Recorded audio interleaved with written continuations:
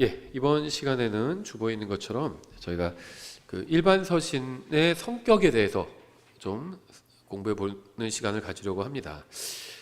저희가 오래전에 성경학교 할 때 한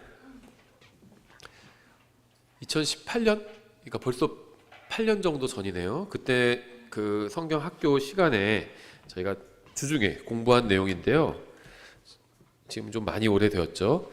그 다음에 제가 중간에 한번 이런 주제 다뤘는지 제가 정확히 기억이 안 납니다. 예, 그래서 제 기억으로는 없는 것 같은데, 그래서 한번 좀 이 주제를 다뤄야겠다고 이렇게 좀 생각을 했는데요. 이 내용이 요게 저희가 신약 성경 개요의 뒤에 부록에 들어가 있는 내용입니다. 저희가 구약 성경 개요와 신약 성경 개요라는 책을 출간을 했죠. 신약 성경 개요가 각 그 챕터 하나당 마태복음, 마가복음 이런 식으로 책 하나를 다루고 있는데, 마지막 부록으로 이 일반 서신의 성격에 대해서 그 내용을 좀 정리해서 제가 넣었는데요. 제가 지은 건 아니고 그 제임스 하스 목사님 저자가 따로 있죠. 예, 그래서 정리해서 넣었는데 이 내용을 오늘 아마도 요번 한 시간으로 안 되면 다음 시간까지 저희가 한번 좀 간략하게 좀 다뤄보려고 합니다. 그래서 대략 그 보통 일반 서신이라고 부르는 게 이제 히브리서, 야고보서부터 시작해서 유다서까지 나오는 그 서신들을 일반 서신이라고 부릅니다. 그래서 왜 일반 서신이라고 부르냐면 앞에 서신서들은 이제 기록자가 사도 바울이라는 점이 명확하죠. 물론 이제 히브리서의 경우에도 사도 바울이 기록했다고 보는 게 뭐 가장 합리적인 것 같아요. 일단 킹제임스 성경의 그 책 제목도 히브리서의 기록자를 사도 바울이라고 이렇게 킹제임스 성경이 명시해 놓고 있죠. 그래서 히브리서의 기록자도 사도 바울이라고 보는 게 뭐 여러 가지 면에 있어서 자연스럽긴 합니다. 근데 이제 히브리서 경우에 좀 예외적으로 하고 나머지 바울 서신 14개 서신을 이제 바울 서신이라고 부르고, 이것이 이제 교회를 위한 교리서다 이렇게 가르치죠. 근데 이제 일반 서신에 대해서는 이 킹제임스 성경을 믿는 분들 중에 약간 좀 논쟁이 있습니다. 근데 제가 뭐 제 생각이니까 이건 좀 생각이 다르실 수도 있는데, 제가 그냥 파악하기에, 왜냐면 이제 어떤 비율적으로 본다면 이 일반 서신이 환란 서신이다 이렇게 생각하시는 분은 저는 많지는 않다고 생각합니다. 근데 다만 이제 킹제임스 성경은 지금 415년이나 되었죠. 근데 우리나라에 이 킹제임스 성경을 믿는 믿음이 들어와서 교회들이 세워지고 한 것은 이제 30년이 조금 넘었습니다.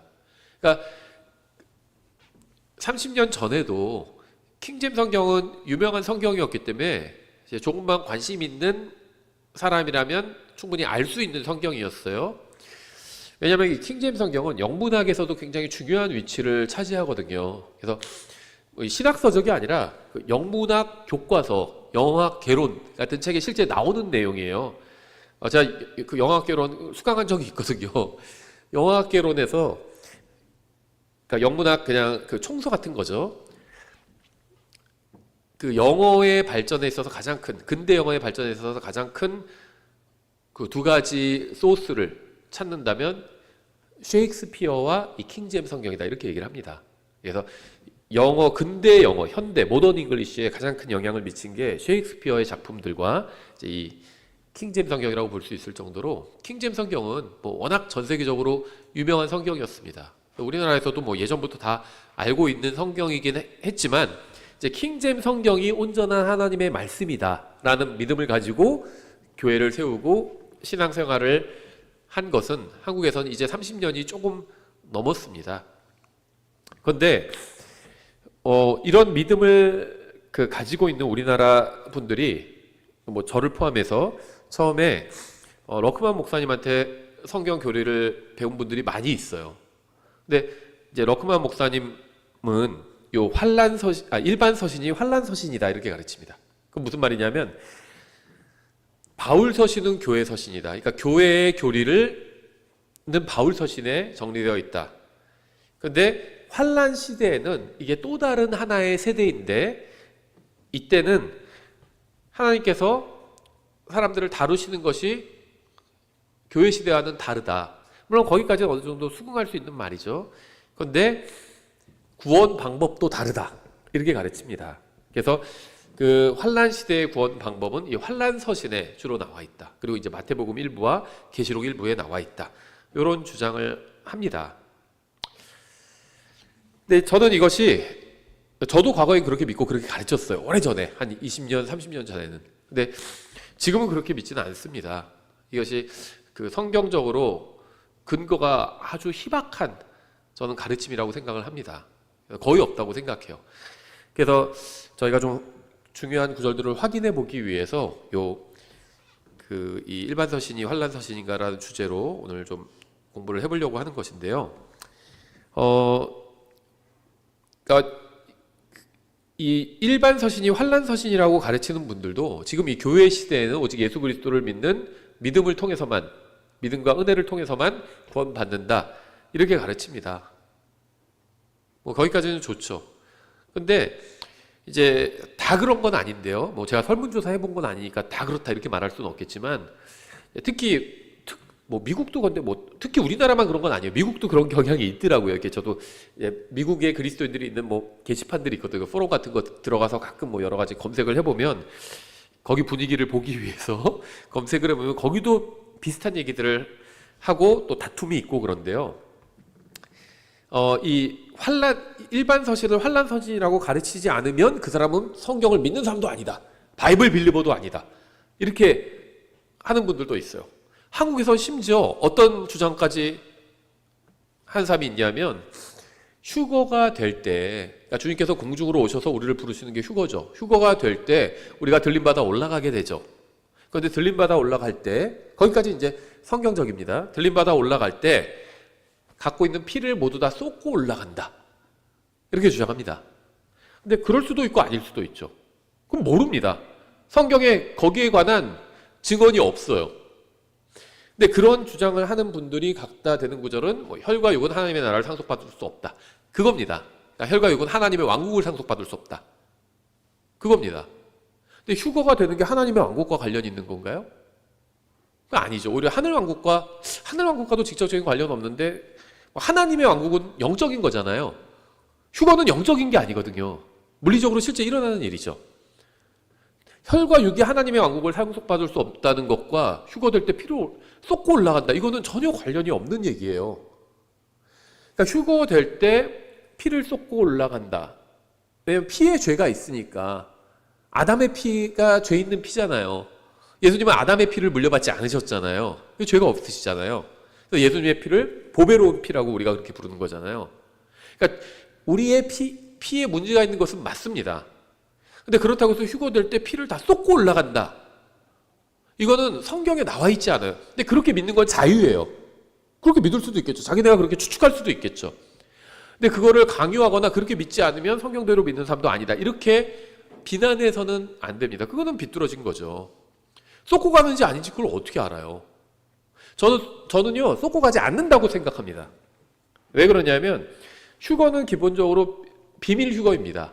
그 재림은 공개 재림이고, 그러니까 휴거가 될 때는 부르시는 분과 부름받은 사람 외에는 아무도 몰라요.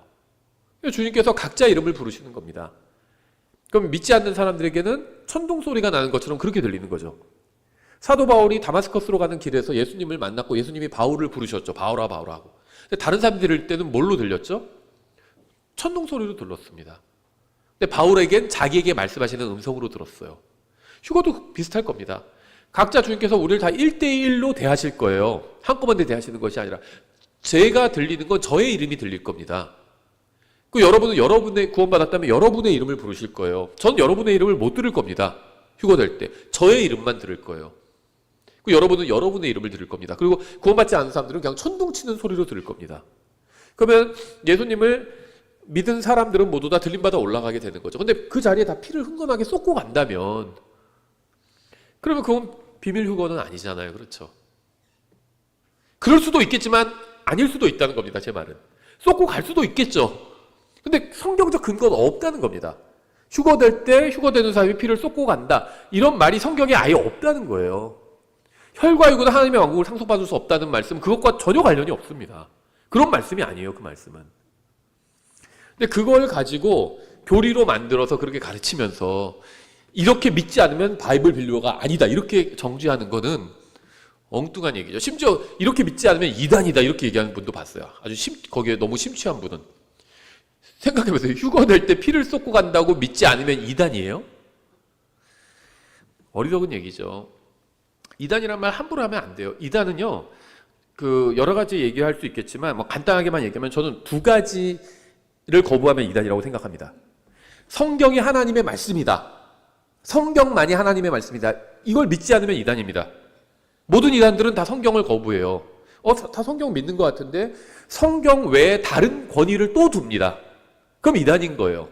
성경을 하나님의 말씀으로 믿는다는 건 성경만이 유일한 하나님의 말씀이라고 믿는 것이고, 성경을 하나님의 말씀이라고 믿는 건 권위가 어떤 상충할 때, 그러니까 서로 하는 말이 다를 때, 성경이 하는 말과 목사가 하는 말이 다를 때, 그럼 목사가 틀리다는 겁니다. 그리고 성경이 옳다는 거예요.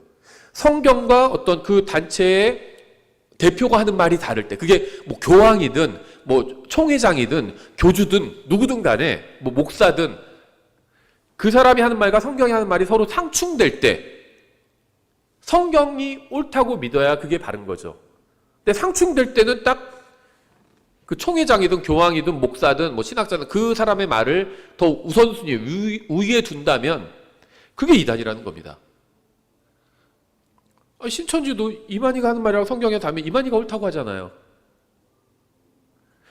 계시록에 이만희라는 이름이 나온대요.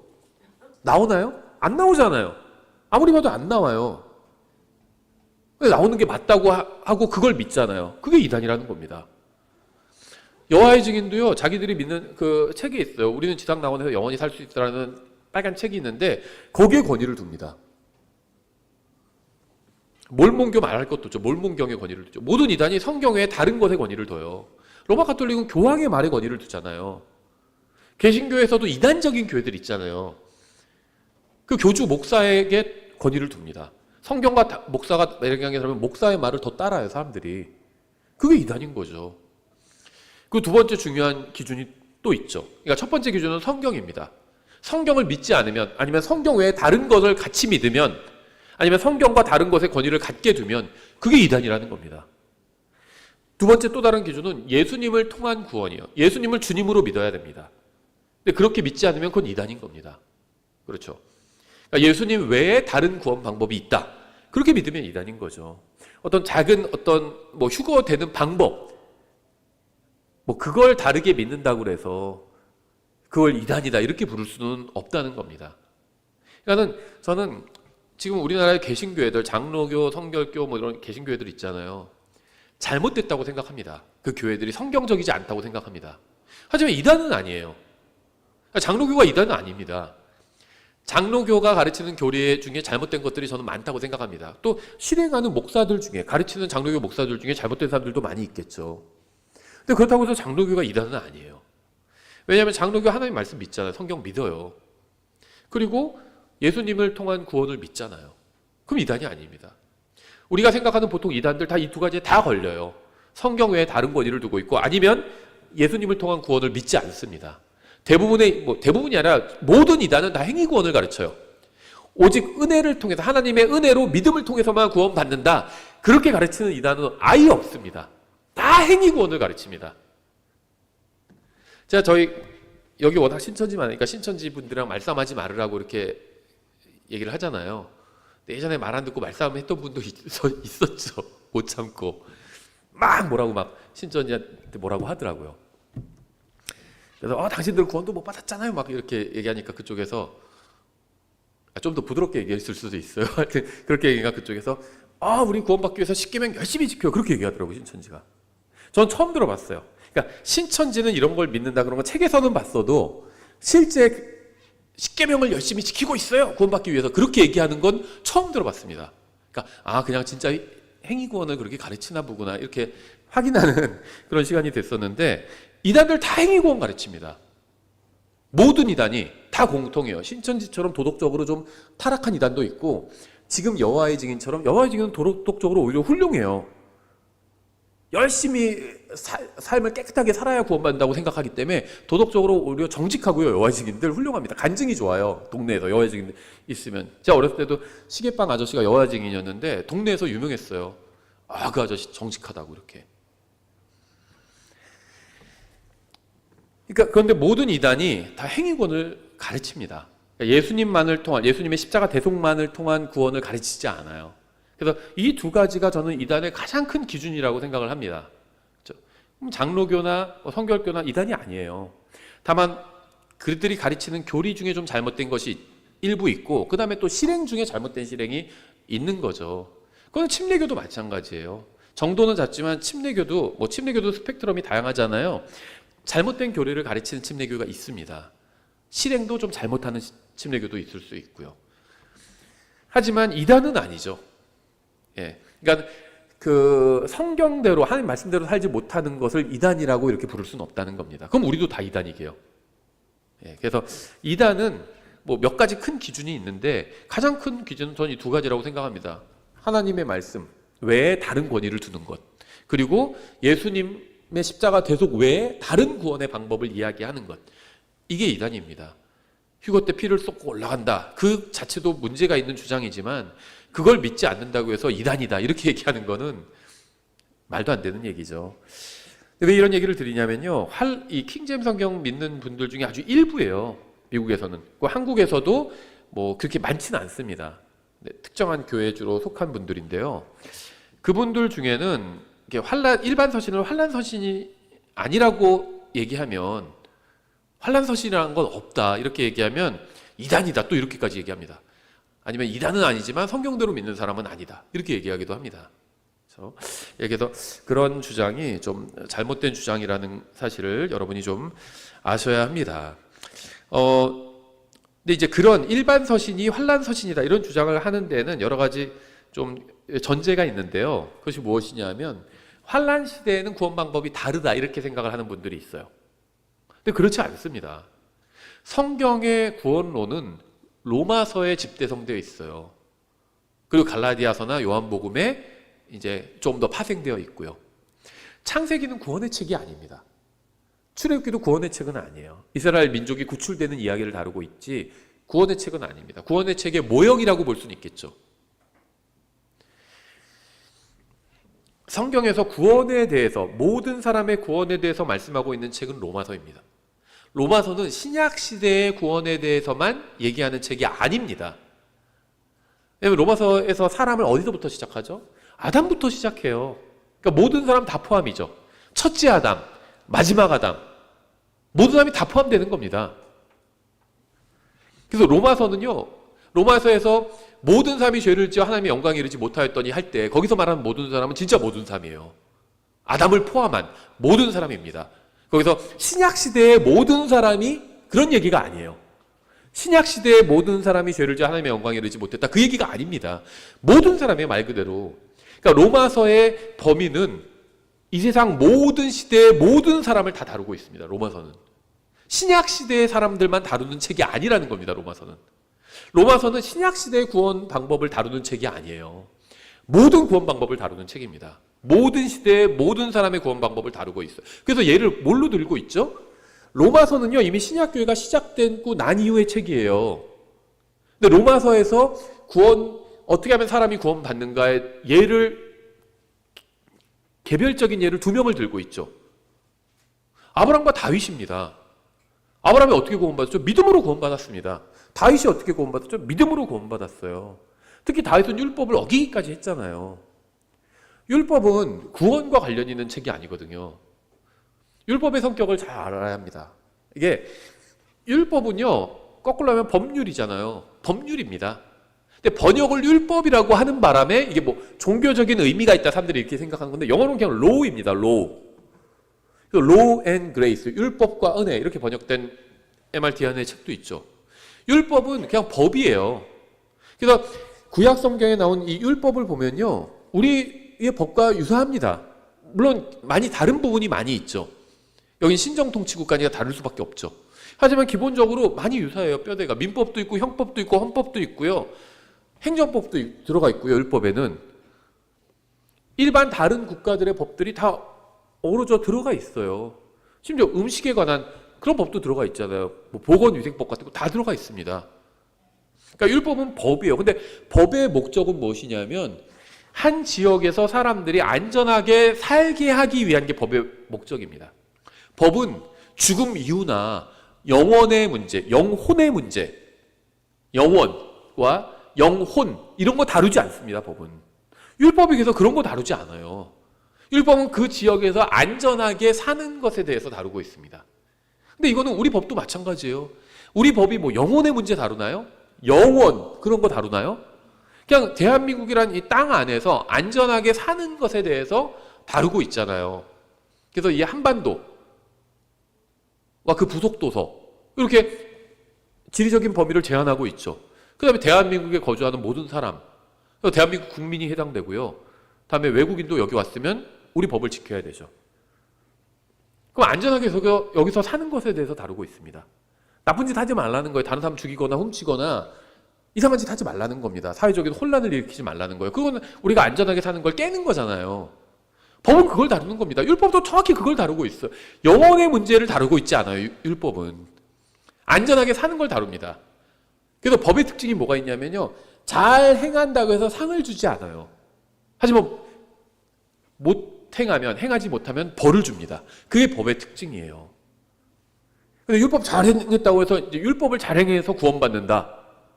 말도 안 되는 얘기입니다. 법의 성격을 전혀 모르는 거예요. 법은 잘 행한다고 해서 뭘 구원해 주거나 상을 주거나 보상해 주거나 그러지 않습니다. 우리 다 형법 잘 지키고 있잖아요. 그렇죠? 사람 어디서 무슨 사기치지도 않고 무슨 때리지도 않고 뭐 죽이지도 않고. 근데 제가 형법을 잘 지켰으니까 저 상 주세요. 그러나요? 안 줍니다. 그런 거 관심 없어요. 법은. 지키지 않으면 벌 주는 데만 관심이 있습니다. 율법의 기능이 딱 그거예요. 율법을 어기면 벌 주겠다는 겁니다. 어디서? 이 세상에서. 근데 율법을 잘 지키면 그냥 평온하게 사는 겁니다.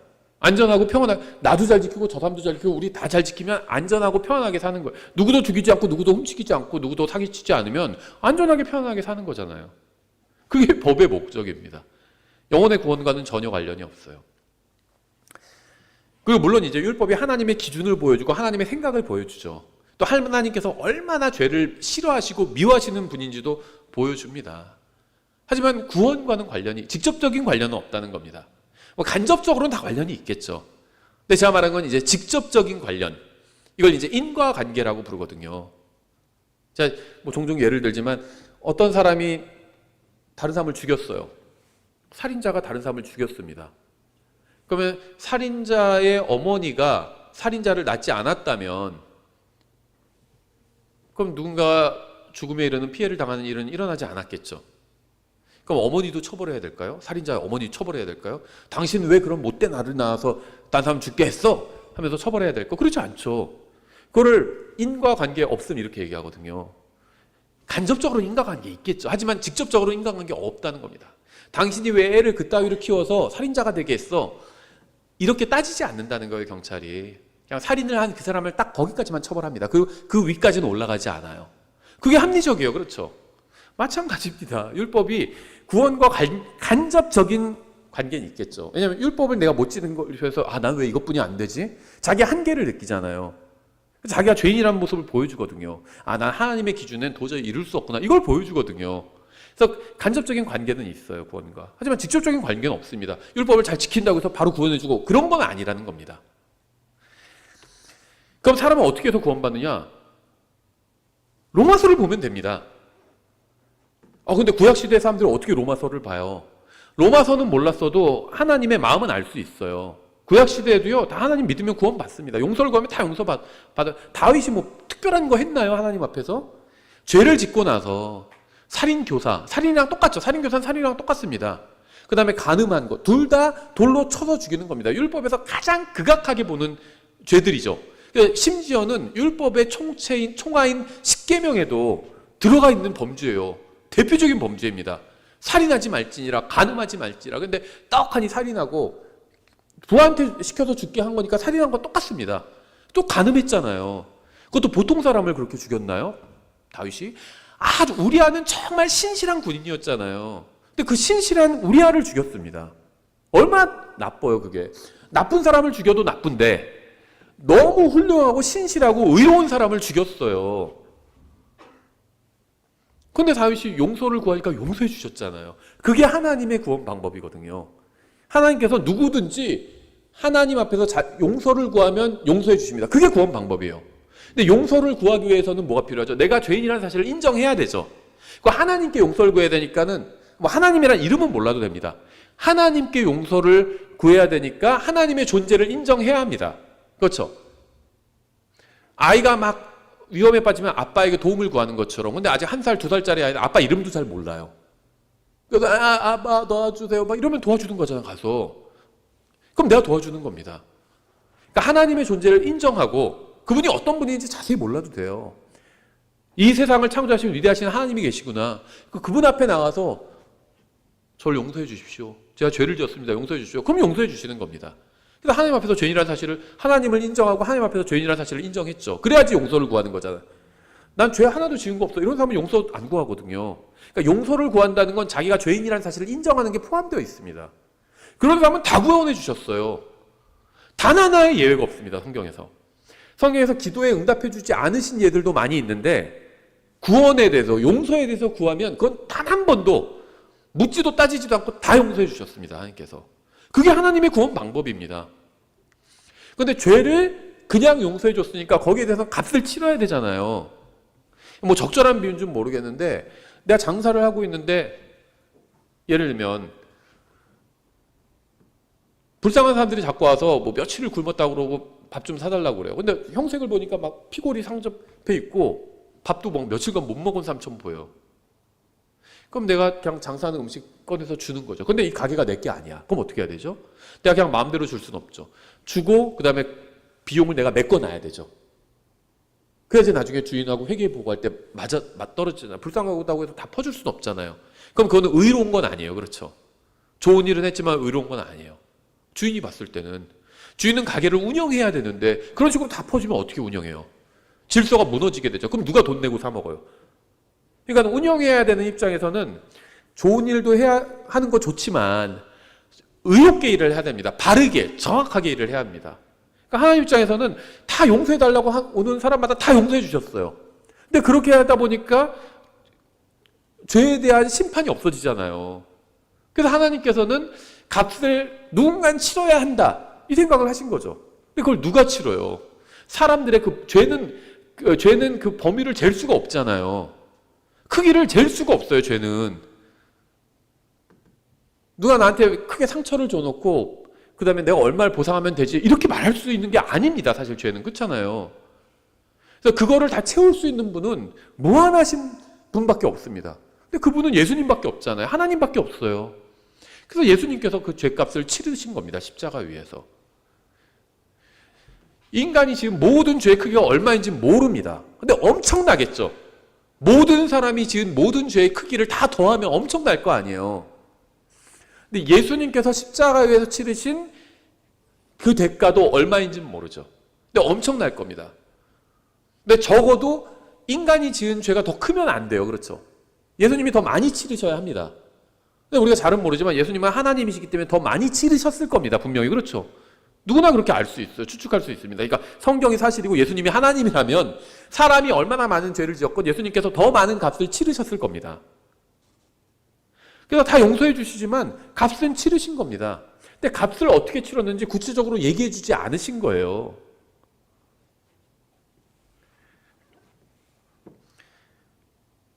모든 걸 다 얘기해 주는 게 아닙니다. 이해하는 만큼 아는 만큼만 얘기해 주면 되는 거예요. 지금 아이들이 커가지고 뭐 사면 자꾸 이거 얼마냐고 물어보거든요.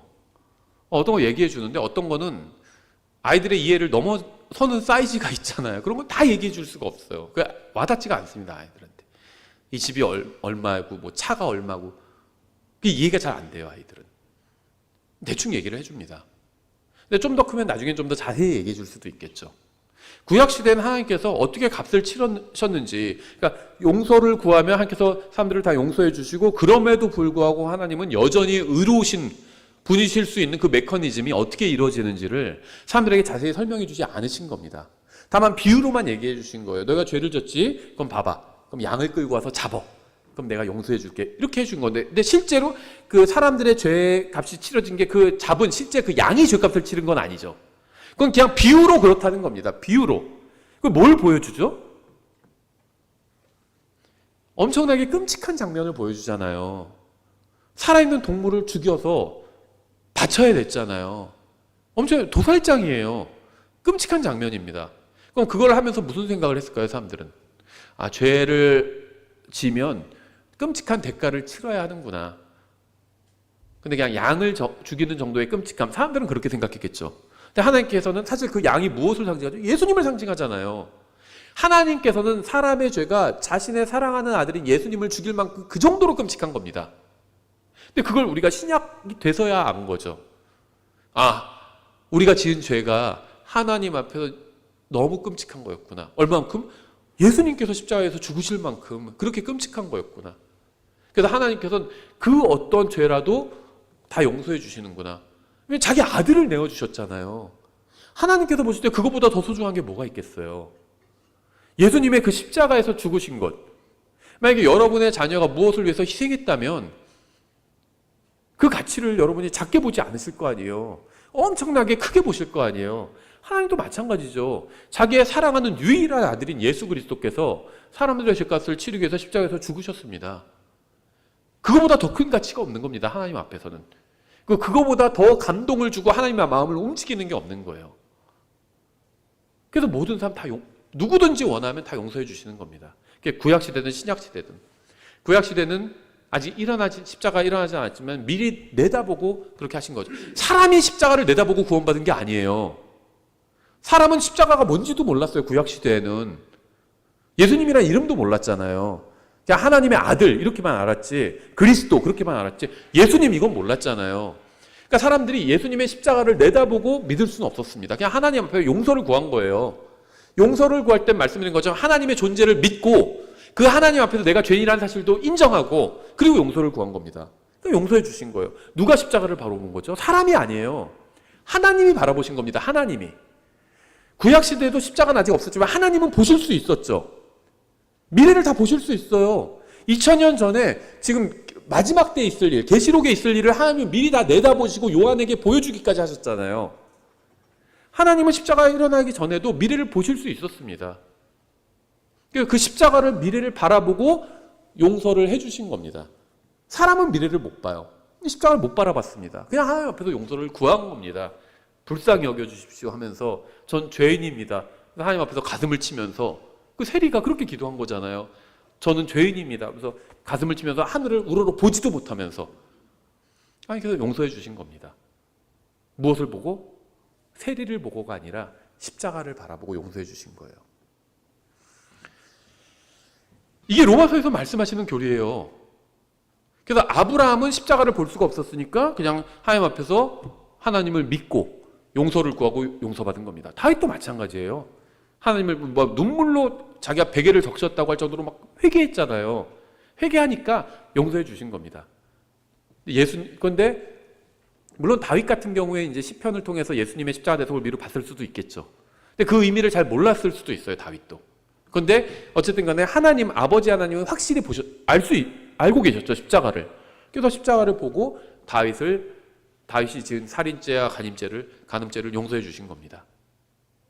이게 로마서에서 말하는 사람의 구원받는 방법이에요. 구약이나 신약 다르지 않습니다.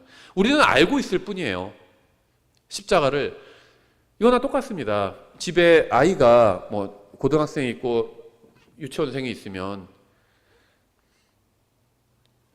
뭘 설명해 줄 때 고등학생은 이해할 수 있습니다. 그런데 유치원생은 이해를 잘 못해요. 그래도 그 부모가 주는 혜택을 둘 다 동일하게 누리면서 사는 거죠. 그러니까 유치원생은 엄마 아빠가 어떤 희생을 해서 이 가정을 유지하는지 잘 이해를 못할 수 있어요. 그렇죠? 근데 고등학생쯤 되면 이제 이걸 이해를 합니다. 그래서 예를 들면 아빠 일하는데 직장 가서 막 힘들게 일하시는 거 보고 그러면은 이해를 해요. 아, 우리 엄마 아빠가 정말 우리를 위해서, 동생이랑 나를 위해서 희생을 많이 하시고 어려운 일도 다 감내하시면서 이렇게 열심히 일하셔서 우리 먹여 살려주시는구나. 내가 열심히 공부해야지. 그렇게 생각할 수 있는 거죠. 근데 그렇게 생각하는 고등학생이나 아무것도 모르는 유치원생이나 부모의 혜택을 동일하게 받는 겁니다. 구약 성도들은 몰랐어요. 하나님께서 자신의 아들을 내어주셔서 십자가에서 그렇게까지 희생을 하실지 그것까지는 몰랐습니다. 그냥 용서해 주십시오 하니까 용서해 주신 겁니다. 근데 신약 성도는 알고 용서받는 거거든요. 그렇죠. 예, 그래서 구원 방법은 똑같습니다. 그런데 이제 이 일반 서신을 환란 서신이라고 해석하시는 분들은요, 이 환란 시대는 믿음과 행위로 구원받는데 일반 서신은 교리적으로 그 시대에 속한 사람들을 향한 것이다. 이렇게 생각을 합니다. 또 교회 시대에 구원받은 사람들은 아무런 행위 없이 오직 믿음으로만 구원받기 때문에 일반 서신은 교리적으로는 교회가 휴거되고 난 이후에 지상에 남은 사람들을 향해 기록된 것이다. 이렇게 생각을 합니다. 그러니까 뭐냐면 바울 서신은 믿음으로만 구원받는다고 가르치고 그래서 교회를 위한 서신이고, 일반 서신에는 믿음 플러스 행위로 구원받는다고 가르치는 구절들이 있다. 그래서 이건 교회가 아니라 환난 서신, 성도들을 위한 서신이다. 이렇게 생각한다는 겁니다. 그런데 그거는 성경적이지 않아요. 그러니까 저는 그 예수님을 믿고 구원받은 이후에 일반 서신을 보면서 뭐 어려운 이 말씀 좀 어렵다 이렇게 생각한 적은 많이 있어도 믿음 플러스 행위로 구원받는다 이렇게 사실 생각한 적은 거의 없었습니다. 없었어요. 그런데 특정한 어떤 누군가의 가르침을 듣고는 그런 줄 알았습니다. 몇 구절을 보고는. 근데 나머지 성경 문맥을 쭉 읽어보잖아요. 그럼 그렇지 않아요. 저희가 지금 히브리서도 강의를 할 겁니다. 앞으로 한 1, 2년 내로 히브리서도 강의를 할 거예요. 왜냐하면 히브리서에 믿음 플러스 행위 혹은 구원받은 이후에 구원을 잃어버릴 수 있는 것처럼 보이는 구절들이 있거든요. 근데 사실 그렇지는 않아요. 그래서 히브리서도 공부를 할 건데 여기서는 뭐 거기까지는 보진 않지만 이제 그 일반 서신, 야고보서, 히브리서, 그다음에 요한서신서, 베드로서신서, 유다서 다 그 문맥을 볼 겁니다. 이게 과연 다른 구원 방법을 말하고 있는 건지 아니면 구원받은 사람이 구원받은 사람답게 살라는 얘기인지 그걸 볼 겁니다. 근데 결론적으로 말씀드리면요, 일반 서신에 나오는 내용과 바울 서신에 나오는 내용은 정확히 일치합니다. 똑같아요. 바울 서신도 구원은 은혜와 믿음을 통해서 구원받고 그 다음에 구원받은 사람은 구원받은 것으로 끝이 아니라 그 다음에 뭘 해야 되죠? 구원받은 사람답게 살아야 되죠. 그래서 우리가 오전 설교에서도 봤었죠. 에베소서 2장 8절 9절 이게 믿음으로 구원받는다는 거죠. 은혜로 구원받는다는 말씀이죠. 근데 10절이 뭐죠? 그 다음에 구원받은 사람 구원받는 사람답게 살라는 말씀입니다. 바울 서신에 이게 계속 반복되고 있죠. 디도서 3장 5절도 마찬가지죠. 하나님의 은혜로 구원받는데 그 은혜가 가르쳐주잖아요. 뭘 가르쳐주죠? 하나님의 뜻대로 경건하게 살도록 가르쳐주잖아요. 그러니까 성경은 이게 한 세트로 묶여 다녀요. 하나님의 은혜로, 그다음에 믿음으로 구원받는다. 그리고 구원받고 나서 구원받은 사람답게 살아서 구원받은 사람다운 행위를 해야 된다. 이게 항상 세트로 묶여 다닙니다. 바울 서신에도 그런 얘기가 많이 나오고요. 일반 서신에도 많이 나옵니다. 그런데 그걸 딱 떼가지고 바울 서신에서 어떤 행위에 대해서 얘기하면 행위권이다 이렇게 얘기 안 해요.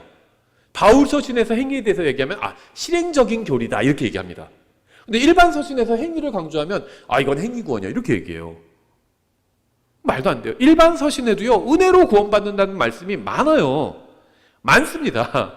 그걸 제가 이제 문맥을 찾아서 보여드릴게요. 그래서 제가 이렇게 가르치는 건요, 일반 서신이 환란 서신이다, 환란된 믿음 플러스 행위로 구원받는다 이렇게 가르치는 분들을 정죄하기 위함이 아닙니다. 다만 잘못된 교리이기 때문에 바로잡기 위함이지 누군가를 뭐 정죄하고 대적하고 그건 저의 목적이 아니에요.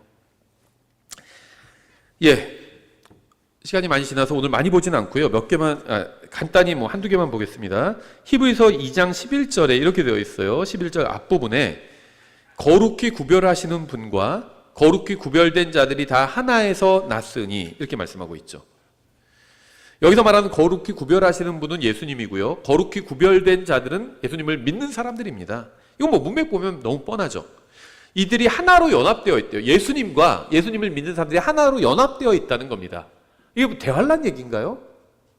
교회 얘기예요. 에베소서의 말씀과 일치합니다. 11절 2장 11절 뒷부분, 이러한 까닭에 그분께서 그들을 형제라 부르기를 부끄러워하지 아니하시고 이들은 거룩히 구별된 자들이고 형제가 되었습니다. 새로운 출생 없이는 불가능한 일이죠. 어떻게 예수님과 형제가 돼요? 이스라엘은 집단적으로 하나님의 아들인 거죠. 집단적으로. 우리는 개별적으로 하나님의 아들이 되어서 예수님과 형제가 되었습니다. 친구가 되었고요. 또 예수님의 신부가 되었고요. 그 관계를 얘기하는 거예요. 관계를. 신랑 신부처럼 아주 친밀하다. 형제처럼 아주 끈끈하다. 때로는 친구가 제일 가깝기도 하잖아요. 가장 가까운 친구가 되었다. 그 얘기를 하는 겁니다. 요한복음 1장 12절 그분을 받아들인 자들 곧 그분의 이름을 믿는 자들에게 다 하나님의 아들이 되는 권능을 그분께서 주셨으니 이들은 혈통으로나 육신의 뜻으로나 사람의 뜻으로 나지 아니하고 오직 하나님에게서 태어난 자들이니라. 에베소서 2장 1절부터 3절 또 그분께서 범법과 죄들 가운데서 죽었던 너희를 살리셨도다. 지나간 때는 너희가 그것들 가운데서 이 세상의 행로를 따라 걸으며 공중의 권세 잡은 통치자 곧 지금 불순종의 자녀들 가운데서 활동하는 영을 따라 걸었느니라. 지나간 때에는 우리도 다 그들 가운데서 우리 육신의 욕심 안에서 생활하며 육신과 생각의 욕망을 이루어 다른 사람들과 같이 본래 진노의 자녀들이었으나. 에베소서 말씀과 일치합니다. 히브리서 2장의 말씀이 에베소서 말씀과 일치해요. 히브리서 2장 돌아서 12절 이르시되 내가 주의 이름을 내 형제들에게 밝히 보여. 이 히브리서 2장 말씀이에요. 교회 한가운데서 노래로 주를 찬양하리다 하시면 여기서 말하는 나는 누구죠? 예수님이죠. 화자가. 히브리서 2장 12절에 나는 예수님입니다. 내가 주의 이름을 여기서 주는 아버지 하나님이죠. 주의 이름을 내 형제들에게 밝히 보여. 여기서 형제는 누구죠? 믿고 구원받은 사람들이에요. 다시 태어난 사람들입니다. 내 형제들에게 밝히 보이고 교회의 한가운데서 노래로 주를 찬양하리다 하네. 환난서신이 아닙니다. 교회의 한가운데서 노래로 주님을 찬양하겠다는 거잖아요. 이게 어떻게 환난서신이에요? 교회가 환난을 통과하나요? 일반 서신이 환난서신이라고 가르치는 분들도 다 교회는 환난을 통과하지 않는다고 가르칩니다. 근데 히브리서는 교회 얘기가 나와요. 왜 교회 얘기가 나올까요? 교회에게 주신 서신이기 때문에 교회 얘기가 나오는 겁니다. 13절 또다시 내가 그분을 신뢰하리라 하시고 믿는 사람들의 신뢰는 자신이 아닌 주님께 있죠. 갈라디아서 2장 20절 내가 그리스도와 함께 십자가에 못 박혀 있으나 그럼에도 불구하고 사노라. 그러나 내가 아니요 그리스도께서 내 안에 사시느니라. 나는 지금 내가 육체 안에서 사는 삶을 나를 사랑하사 나를 위해 자신을 주신 하나님의 아들음의 믿음으로 사노라. 히브리서 2장 13절 또다시 나와 하나님께서 내게 주신 자녀들을 보라 하시니라. 바울 서신과 일치합니다. 같은 문맥이고 같은 얘기예요. 주님을 믿는 사람을 자녀로 주시는 것은 이사야서에서 고난받는 구원자에게 주시겠다고 하신 약속의 성취죠.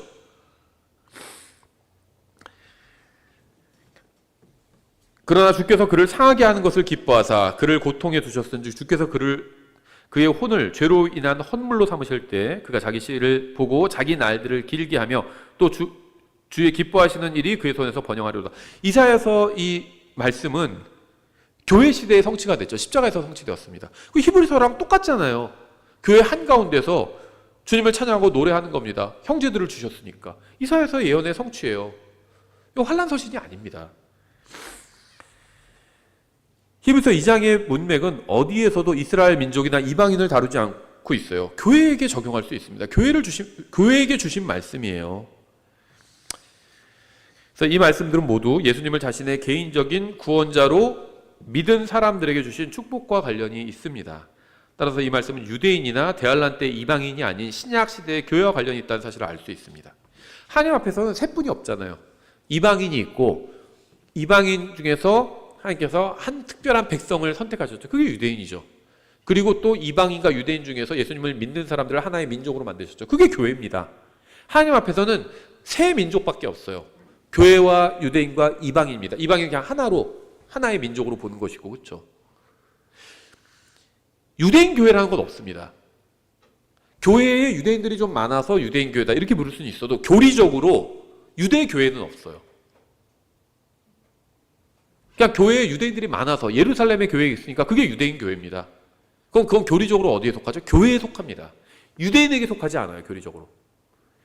교회와 유대인과 이방인이 교리적으로 다르잖아요. 교리적으로 하나님께서 요구하시고 하나님께서 주신 말씀이 달라요. 교회에 주신 말씀과 유대인에게 주신 말씀과 이방인에게 주신 말씀이 서로 다릅니다.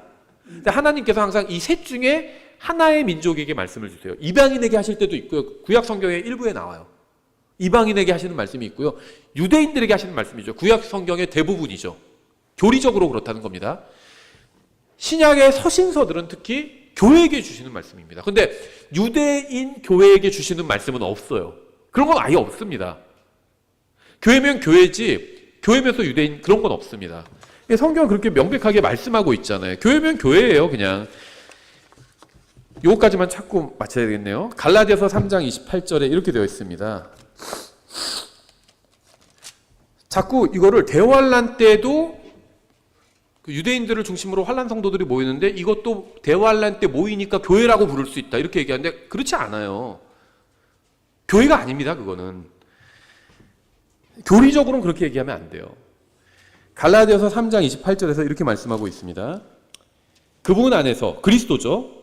27절에 너희 중에서 그리스도 안으로 침례를 받은 자는 다 그리스도로 옷 입었느니라.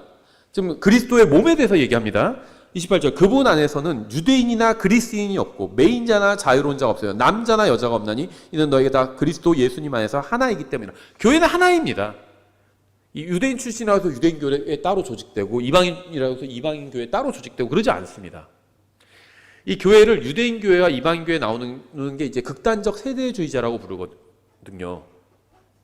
근데 일반 서신은 환란 서신이라고 주장하는 분들은 자기들은 극단적 세대주의가 아니라고 하는데 사실 극단적 세대주의예요, 그게.